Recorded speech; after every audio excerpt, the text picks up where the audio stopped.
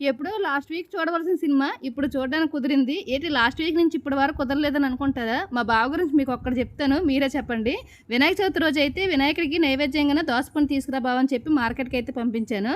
అన్నీ తీసుకొచ్చారు. దోసపండు తీసుకురమ్మంటే మాత్రం కీరా దోస తీసుకొచ్చారు. అది ఇది ఒకటే కదా అని అడిగారు. ఇంకేం చేస్తాం మా బావతో అలాగుంటది. ఇంకేం చెప్పినా క్లారిటీగా చెప్పాలి ఆయనకి. ఇదొక్కటే కాదు, 10 సంవత్సరాలు బట్టి చాలానే జరిగాయి. ఎన్ని సార్లు జరిగినా కూడా నేను మళ్ళీ మళ్ళీ మా బావకి చెప్తాను కదా! నాకు బుద్ధి లేదేమో అనిపిస్తది అప్పుడప్పుడు.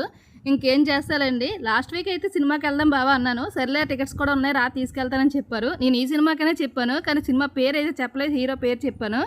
నేను చేసిన తప్పేంటంటే సినిమా పేరు చెప్పకపోవడమే. సర్లే అక్కడికెళ్ళిన తర్వాత ఎలాగో సినిమా చూస్తాం కదా! ఎందుకు థియేటర్‌లో ఇది ఒక్క సినిమా ఉందేమో అనుకున్నాను. అక్కడికెళ్ళిన తర్వాత ఈ సినిమా స్క్రీన్ 1 చూపిస్తుంది. నేనైతే స్క్రీన్ 1కెళ్ళిపోతున్నాను.